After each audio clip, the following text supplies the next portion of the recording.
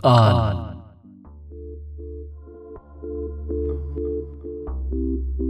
ደራሲ ዳንኤል አስቴር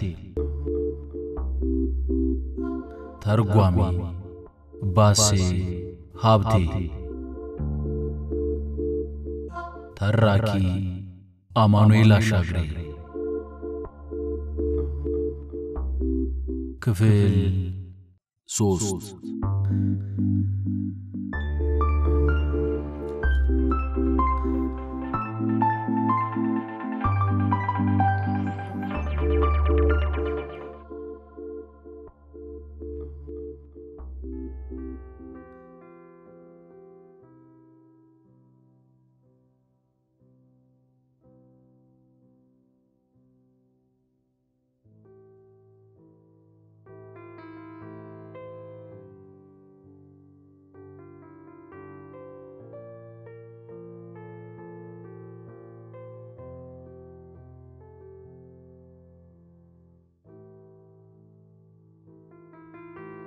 የመመገቢያ ቤቱ ጠረጴዛ እንደ አንድ ጸጥተኛ ሐይቅ ተንጣሏል፣ ያብረቀርቃል።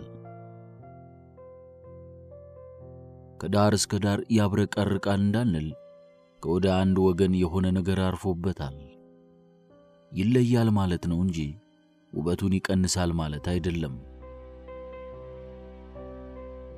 እጅግ ውብ በሆነ የኪነ ጥበብ ሥራ የተጌጠው የጠረጴዛው ልብስ በሱ ላይ ያረፈው በሰማያዊና በወርቃማ ቀለም ያጌጠ ሳህንና ባጠገቡ የተቀመጠው የቡና ዕቃዎችን የያዘ ሰርቪስ ሁሉም ውበት ናቸው።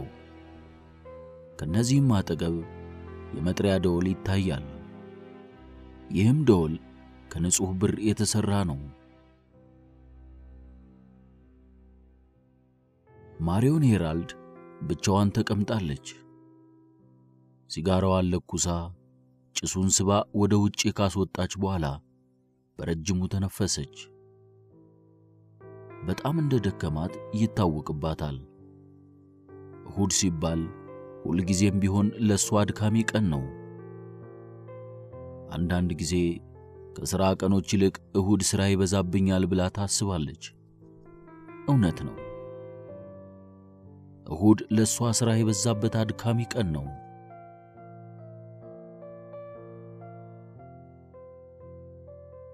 ለሚደርሷት ደብዳቤዎች መልስ መስጠት አለባት። የቤተሰቡን አስተዳደር የምትከታተለውም ራሷው ናት። ለቅመም ስንት ያህል ወጣ፣ ምን ያህል ስጋ ተገዛ፣ የቤት መወልወያ ሰም ወዘተ ሁሉ ይህንን መቆጣጠር አለባት። ይህ ደግሞ በሌላ ቀን ልታከናውነው አትችልም። ማሪዮን የኮተር ሄራልድ ሥራ አስኪያጅ ናት። ኮተር ሄራልድ ደግሞ ከአንድ መንግሥት የሚስተካከል ግዙፍ የአርክቴክቸር ድርጅት ነው። የቤቱን አያያዝ እሁድ እሁድ ነው የምትቆጣጠረው። ሥራው አሰልችና አድካሚ ነው። እንኳን ዛሬ ባለቤቷ ሞቶ የእሱን ሥራ ደርባ በምትሠራበት ጊዜም ያኔ ሥራዋ ይሄው የቤት አስተዳደር በነበረበት ጊዜም የቤት ለቤት ሥራ ለማሪዮን አሰልችዋ ነበር። ሆኖም ሥራ ነው፣ ኃላፊነት ነው። ስለዚህም ማሪዮን ሥራዋን ትሠራለች፣ ዛሬም ያኔም። ብቻ ያኔ ማሪዮን አንድ ደስታ ነበራት። ያኔ ማንም ሳይሻማት ማይክልን ታቅፈው ታጫውተው ነበር።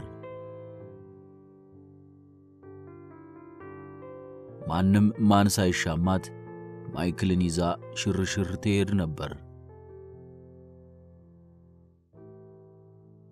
ከማይክል ጋር ታሳልፍ የነበረውን ጊዜ ስታስታውስ እትዝታ ውስጥ ተነክራ ሳታስበው አይኗን እንቅልፍ እንደያዛት አድርጋ ጨፈነች።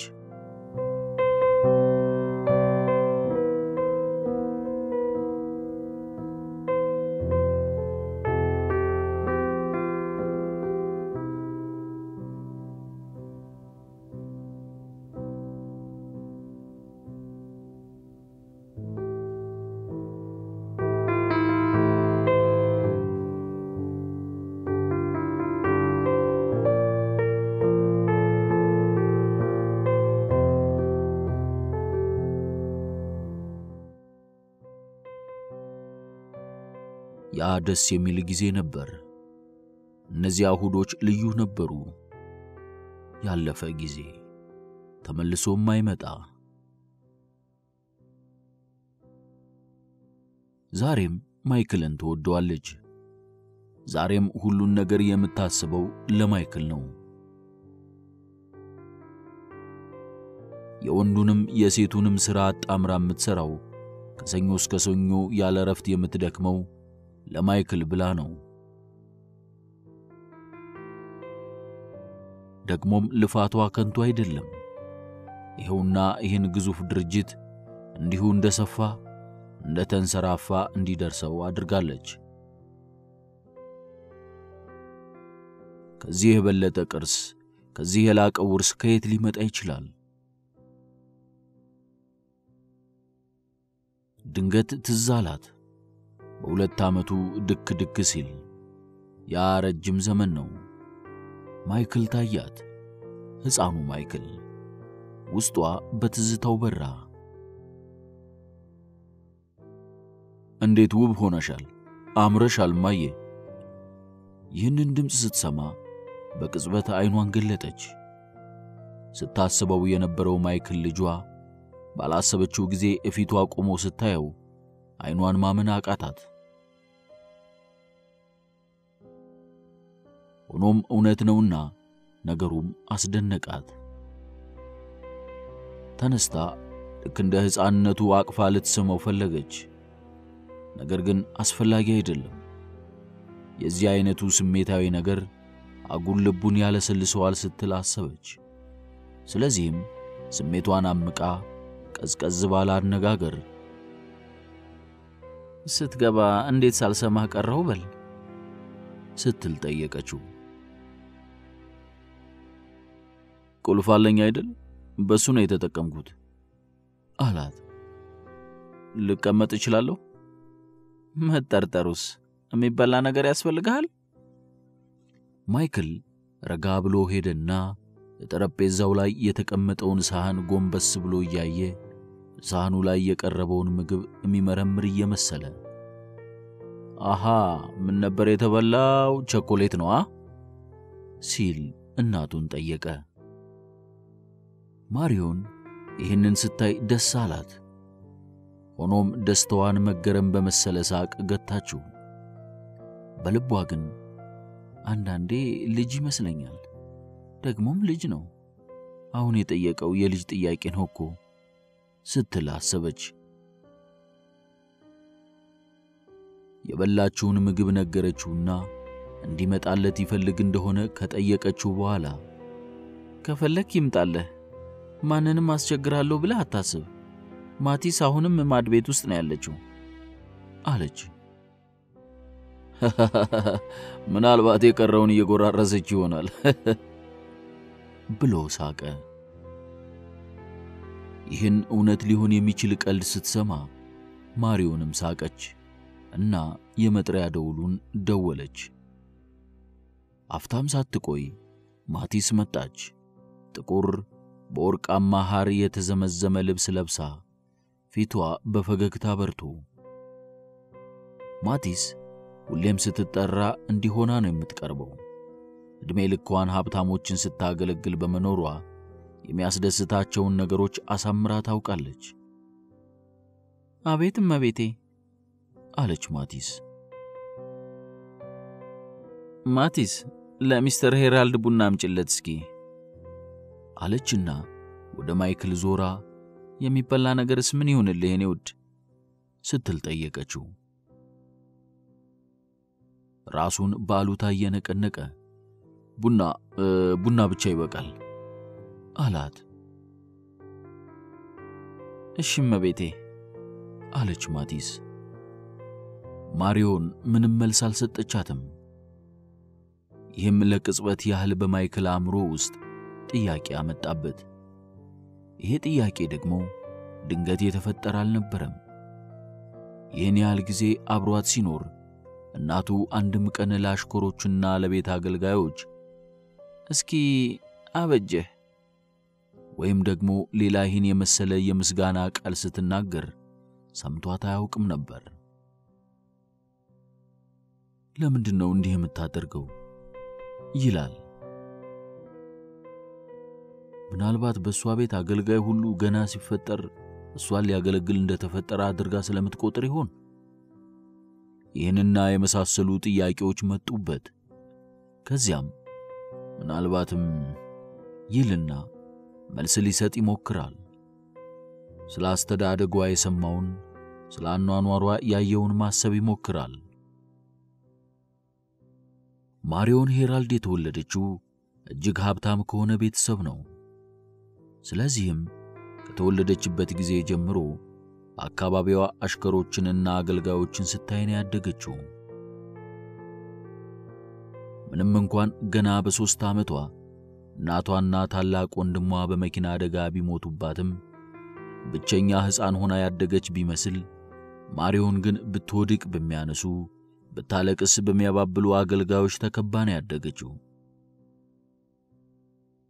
የወንድሟ መሞትም ጉዳት ሊባል አይችልም። ቢኖር የኮተር የአርክቴክት ድርጅት ወራሽ እሱ ነበር የሚሆነው። የእሱ መሞት ግን የዚህ ግዙፍ ድርጅት ብቸኛ ወራሽ ለመሆን አበቃት። ዛሬም ቢሆን በጸሐፊዎችና በአማካሪዎች ተከባ ሲያሸረግዱላት ነው የምትታየው። ስለዚህ አንድ ሰው ለፈጸመው ግልጋሎት ምን ብላ በምን መንገድ ጥቅሙን ተገንዝባ ምስጋና ልትሰጥ ትችላለች? ትምህርቱስ ኮሌጁ እንዴት ነው? አለች እናቱ ከሐሳቡ እያናጠበችው። ለአምላክ ምስጋና ይደረሰውና ልንገላገለው ነው። 2 ሳምንት ያህል በቃ አለ ማይክል። ይገባኛል። መቼም የምታኮራ ልጅ ነህ። የዶክተሬት ዲግሪን ማግኘት የሚያስከብር ነገር ነው። በተለይ በአርክቴክቸር መሆኑ በጣም ያኮራኛል። የልብ ይሰጠኛል። ምስጋናውን ሲሰማ ልክ እንደ ልጅነቱ ደስታና ሀፍረት የተቀላቀለበት ስሜት ተሰማው። ቤን አቭሬስ ደህና ነው? ደህና ነው አለ ከእፍረቱ ለመውጣት እየሞከረ። ደግ በዚህ ሳምንት ውስጥ ልናናገረው እንሞክራለን። ስለ ስራው ጉዳይ ማለቴ ነው። ያው እስካሁን አልተነገረውም አይደል? አለች ማሪዮን። ጉዳዩ ሚስጥር ሆኖ ይቆይ በማለቱ ማይክልን በልቧ ገና ልጅ ነው እንጂ ስራውን እናቴ ፈቅዳለሃለች ማለት እየቻለ ድንገት መንገሩ ጥቅሙ ምንድነው እንድትለው አድርጓታል። አልሰማም፣ ማንም አልነገረውም አለ ማይክል። አዎ ሳይሰማ መቆየቱ ጥሩ ነው አለች። ደሞም የያዝንለት ቦታ እኮ በቀላሉ የሚታይ አይደለም፣ ትልቅ ቦታ ነው። ለሱ ችሎታ ያ ቦታ አይበዛበትም። ያ እንዲሆን ተስፋ አደርጋለሁ። ድንገት አየት አድርገው። አንተስ እንዴት ነው? ተዘጋጅተሃል? በነገራችን ላይ ቢሮው ተዘጋጅቶ ወደ ማለቁ ነው። ስለ ቢሮው ሲያስብ አይኖቹ በደስታ ሲያንጸባርቁ ይታዩት ነበር። ቢሮውን አይቶታል፣ ወዶታል። አሰራሩ ድሮ የአባቱ ቢሮ የነበረውን ሲመስል የውስጥ ድርጅቱ መቀመጫው፣ ጠረጴዛውና የመሳሰሉት ሁሉ ከለንደን ሀገር ነው የመጣው። ራሷ እናትየው ናት ባለፈው ለረፍት ሄዳ በነበረበት ጊዜ አሰርታ ያመጣችለት። እኔ ዝግጁ ነኝ፣ ቢሮ ማለቁ ደግሞ ጥሩ ነው። ብቻ የውስጡን ዝግጅት በሚመለከት አንዳንድ ነገሮች አሉ። በመጀመሪያ የግድግዳውን ቀለም ለየው ብዬ ነው አላት። ምንም መጨነቅ አያሻህም። ግድግዳውም ላይ ስለሚሰቀሉ ስዕሎችና ስለሌላውም እኔው ራሴ አስቤበት አዘጋጅቼልሃለሁ አለች ማሪዮን። እሱም ይህንኑ አድርጓል።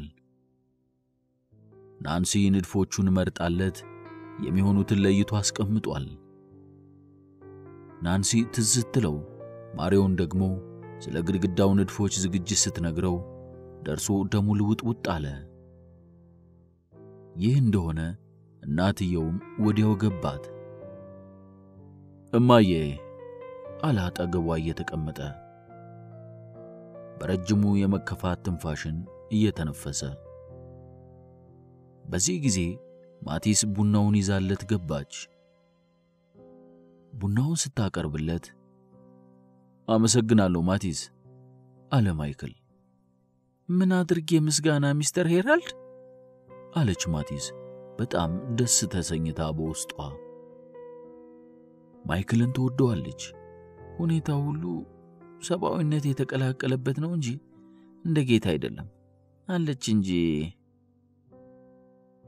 ሌላ የሚያስፈልገው ነገር አለ እቤቴ አለች ማቲስ በመታውቅበት ትህትና። ምንም አልፈልግም። እንዲያውም ማይክ ቡናህን ያዝና ቤተ መጻሕፍታችን ብንገባ ይሻላል።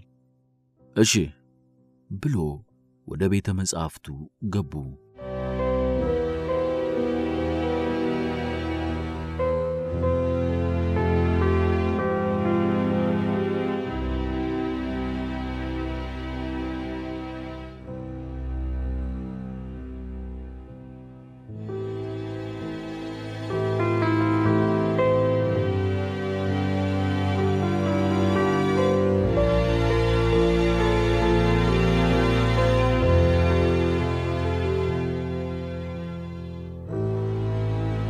ቤተ መጻሕፍቱ ውስጥ ከአራቱ ማዕዘን ግድግዳዎች ሁለቱ በመጻሕፍት ግጥም ብለው ተሞልተዋል። በአንድ ወገን ምድጃ ሲኖር አንደኛው ግድግዳ ግን የአባቱን ስዕል ይዟል።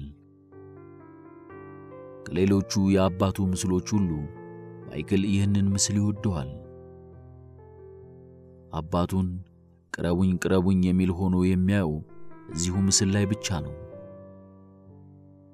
ስለዚህ በልጅነቱ ወደዚህ ክፍል እየገባ አባቱን ሊቀርብና ድምጹን አሰምቶ ሊያነጋግረው ይሞክር ነበር።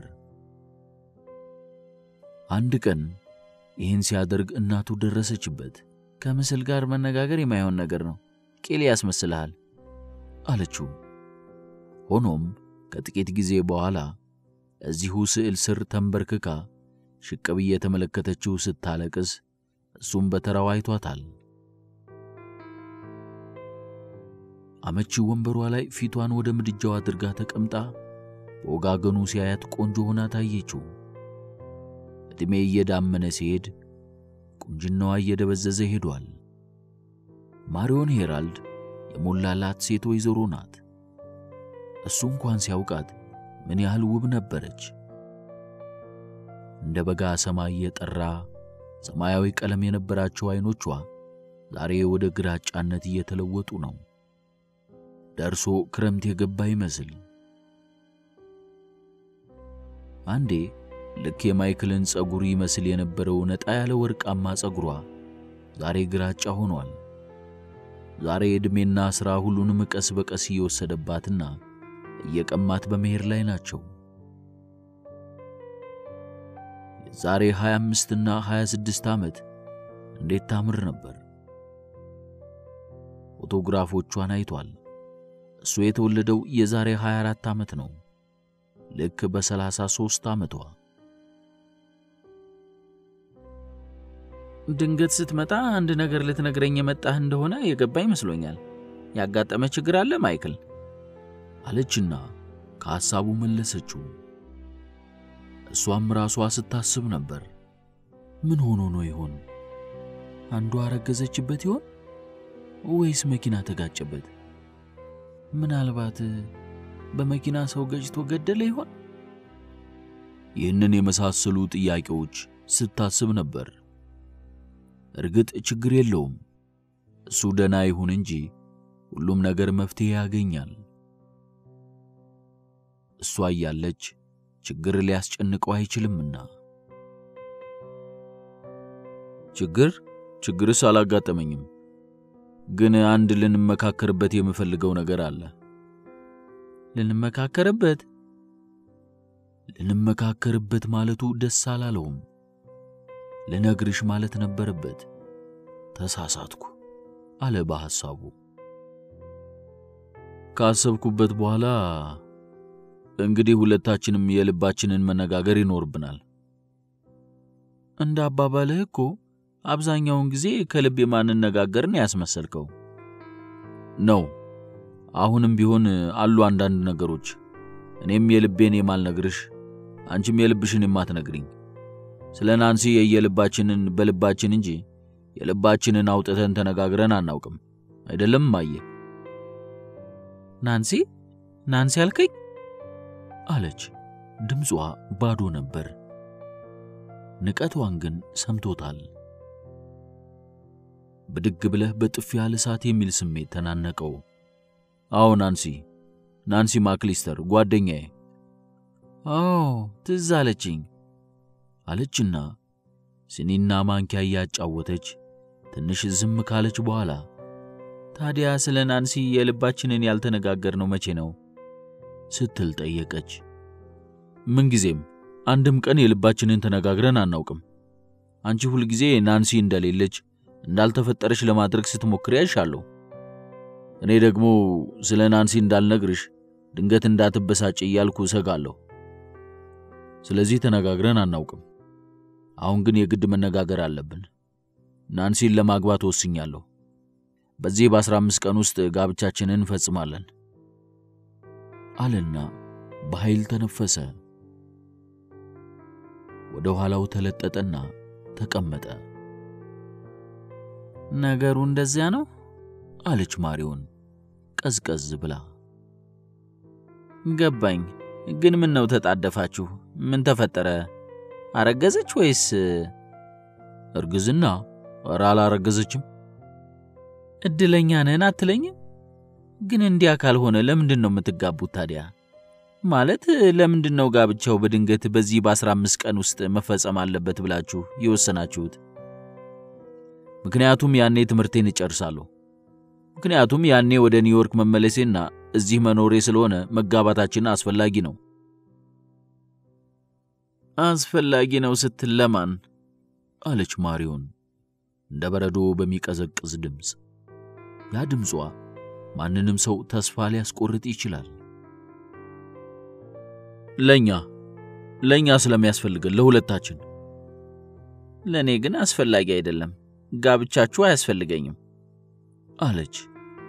ትንሽ ለስለስ ያለች በመምሰል እንዲህ ስትል ቀጠለች። በነገራችን ላይ ከዚህ በፊት የፎርድን ማዕከል ስንሰራ ድርጅታችን ምን ያህል ትርፍ እንዳገኘ ታውቃለህ? ያንን ማዕከል ያሰሩ ሰዎች በሽፋንም ቢሆን የሚሳተፉበት አንድ የሕክምና ማዕከል ሳን ፍራንሲስኮ ውስጥ ለማሰራት ኮንትራቱን ወስደን ጨርሰናል።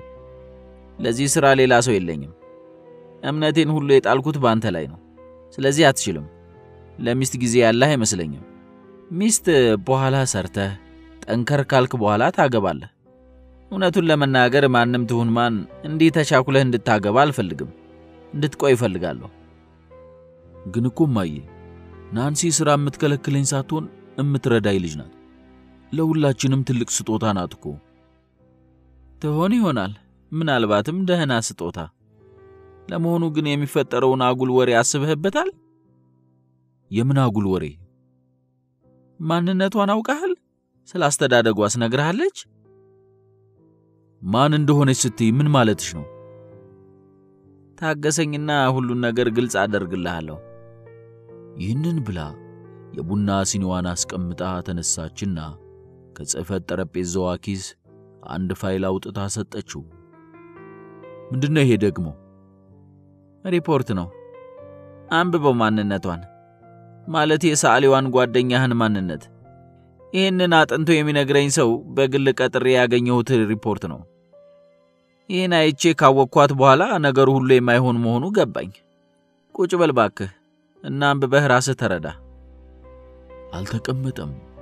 እንደቆመ ማንበቡን ቀጠለ።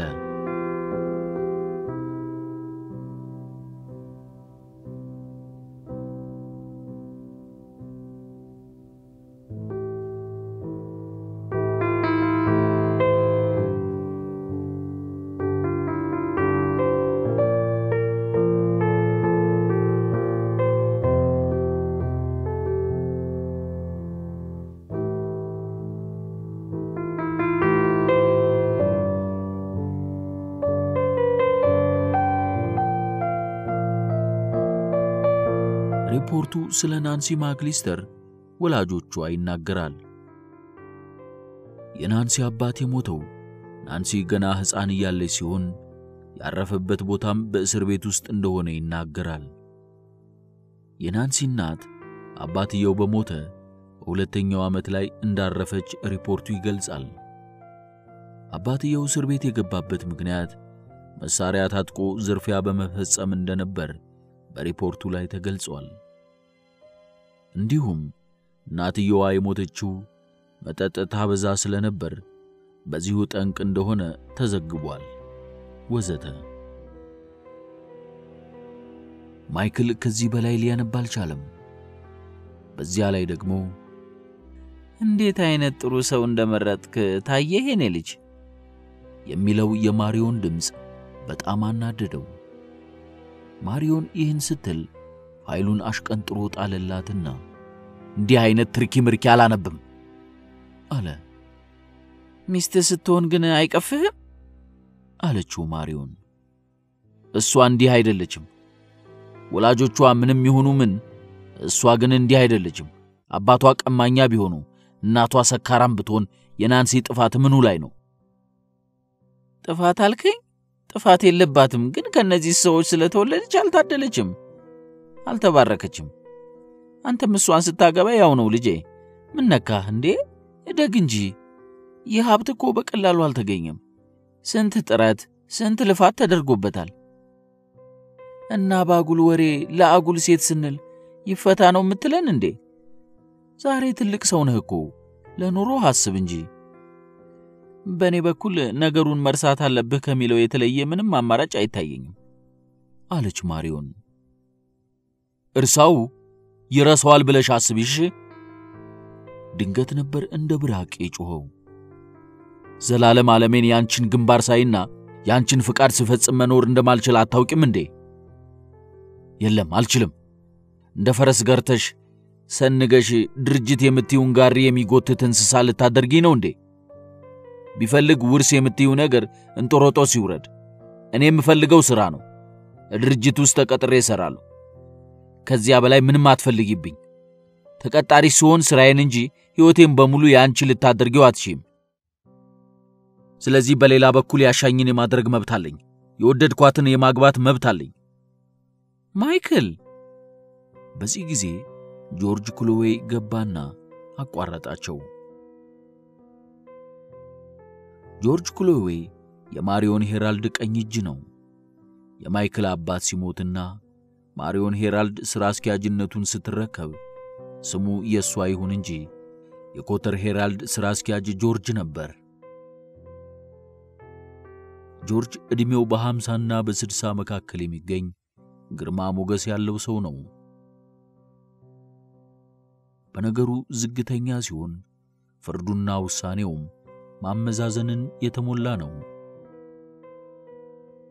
ጆርጅ ክሎዌይ የማሪዮን ሄራልድ የቅርብ አማካሪና የሚስጥሯም ተካፋይ ነው።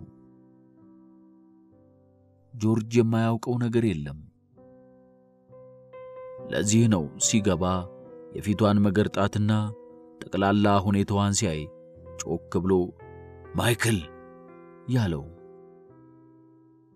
ግን በኋላ ደግሞ ለስለስ ብሎ ማሪዮን ደህና ነሽ አላት።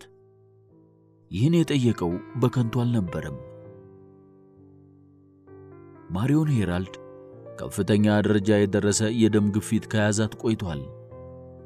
ይህን ግን ሐኪሟና ጆርጅ ክሎዌይ ካልሆነ ሌላ ሰው ማንም አያውቀውም።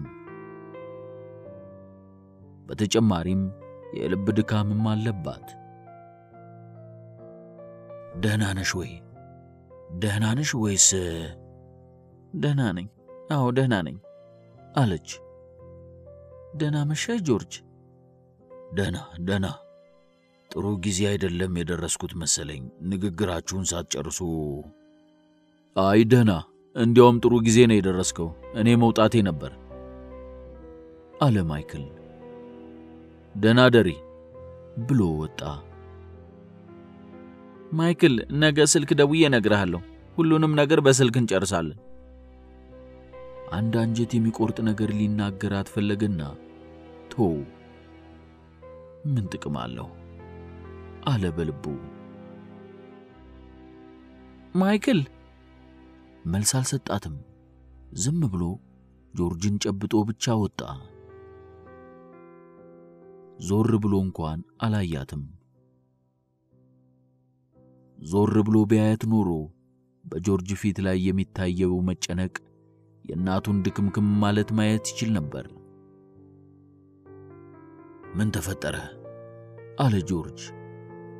የሆነ እብደት ይዞታል። የእብድ ሥራ ካልሰራው እያለ ነው።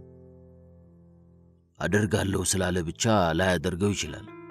ሁላችንም ይህን አደርጋለሁ ያንን አላደርግም እያልን አንዳንዴ መፎከራችን ያለ ነው። ድሮማው በእኛ ጊዜ መፎከር ነበር። የዛሬ ልጆች ግን ማድረግ ነው አለች ማሪዮን። በጣም ደክማለች። መድኃኒት ወስደሻል እንዴ? አንገቷን በአሉታ ነቀነቀች። የት ነው ያለው? ቦርሳዬ ውስጥ። መድኃኒቱን መርጦ ሰጣት። ቀስ እያለ ስልብ አድርጓት ኖሮ ውሃውን አስጠግቶ ሲያስወጣ አይኗ ተገለጠ። ጆርጅ አንተ ባትኖር ምን ይውጠኝ ነበር አለች ፈገግ ብላ። እኔስ ያላንቺ ምን ይውጠኝ ነበር ማሪዮን? ሳስበው እንኳን እጨነቃለሁ እኮ። አሁን ልሄድ ትንሽ አረፍ በይ። ብቻዬን ከሆንኩ ስለ ማይክል እያሰብኩ ብስጭት ብቻ ነው የማተርፈው። ምንድነው? ለድርጅቱ አልሰራም አላለም አይደል? ነው ወይስ? አላለም። ነገሩ ሌላ ነው። ያ ከሆነ ስለ ልጅቱ ጉዳይ መሆን አለበት አለ ጆርጅ ኮልዌይ በሐሳቡ። ማይክል ከኒውዮርክ ከመነሳቱ በፊት ወደ ናንሲ ስልክ ደውሎ በ9 ደቂቃ ውስጥ እንደሚደርስና ተዘጋጅታ እንድትጠብቀው ነገራት። ከጥቂት ምልልሶች በኋላ የምትዘጋጀው በሰርጉ ሊጋቡ እንደሆነ ገለጸላት። ለምን ዛሬ ማታ? ለምን አለችው። ደመነፍሴ የሆነ ነገር ነገረኝ። ብቻ ነገሩ የተገባ ነው አላት። በቃ ልታገባው ነው። ትዳር ልትመሰርት ነው። ማይክልና እሷ የሕግ ባልና ሚስት ሊሆኑ። በፈገግታ ተሞላች። መጣሁ 9 ደቂቃ ብቻ እና ደግሞ ናንሲ በጣም እወድሻለሁ። ይህንን ብሎ ስልኩን ዘጋውና እየሮጠ አውሮፕላኑ ላይ ተሳፈረ።